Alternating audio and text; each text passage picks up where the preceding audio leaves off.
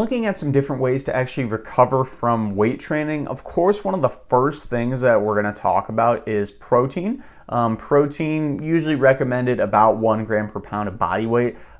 It's, I would say, more closely to 0.82 grams, but eating more protein, there isn't really going to be any detriments to it. So if you can get a little bit more, that's great. Also, protein's typically a little bit more of like kind of a healthier source of food. So when you're talking about somebody who's eating a lot of calories to help fuel their weight training, if you're eating more protein, the chances that you're going to be eating processed foods is going to be less likely. So that's another great reason to eat some more protein.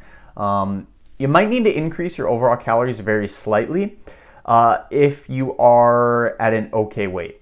If you are obese, do not increase your calories. Please keep them at maintenance. Ideally, you're going to actually take off some calories, so from your daily intake to hopefully allow you to lose some weight. But if you are at a healthy weight, being in a maintenance or even a very tiny surplus, so 200 to 300 calories above your maintenance level, eating that every day will be a great way to help you recover from your overall weight training.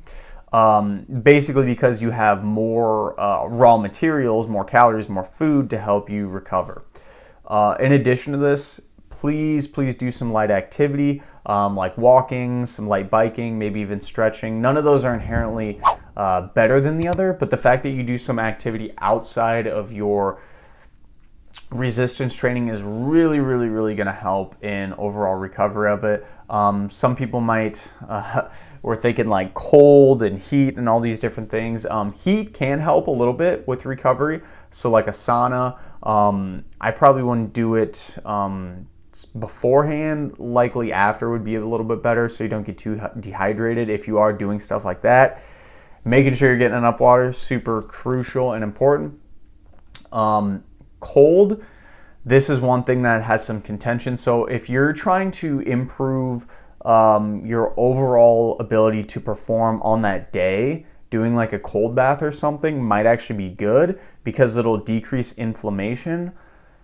But inflammation in itself is actually a good thing and what helps to lead to building your muscles stronger long term. So if you're giving yourself a cold bath, you will decrease that inflammation to recover better immediately, but not necessarily long term. And that's a very crucial part. So kind of another aspect of that recovery.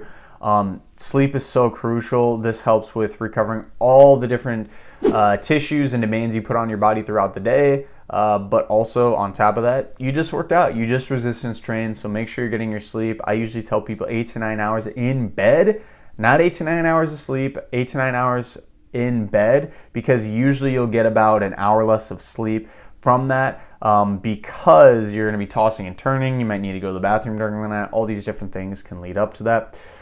Let's talk about a supplement, creatine monohydrate. So creatine monohydrate is one of the best research supplements on this, and we talked about in the cardiovascular section how creatine phosphate, specifically in the phosphogenic pathway for cardiovascular work, which is that very hard, intense, about 10 seconds of work, that is actually used a lot during weight training.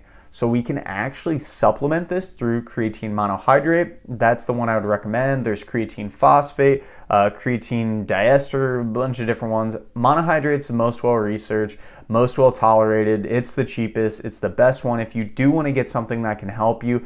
This isn't going to skyrocket your gains, but it does have noticeable effects on improving overall muscle mass and strength, and specifically power as well. That's going to help with that as well.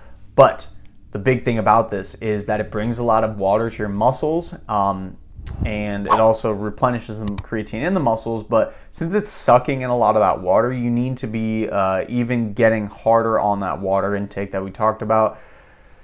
Water is important for cardiovascular work, but also if you're taking in creatine too, in just general, keeping your muscle cells hydrated. So your muscles, as I just mentioned, are very largely water, and if you don't keep them well hydrated, that's going to lead to an increased chance of tears when you're doing different things. So keeping that water intake very high. When you're talking about recovery, Ideally 48 hours for a muscle to fully go through its protein synthesis cycle, and you would then hit it again. But with that said, if you are doing a low enough volume and intensity, you could probably hit a muscle every single day. If it's sore, you can still hit it every day, but ideally 48 hours after you did a muscle is a good time to hit it again. 72 hours, okay, but that 48 hours, 2-day sweet spot is going to be the best.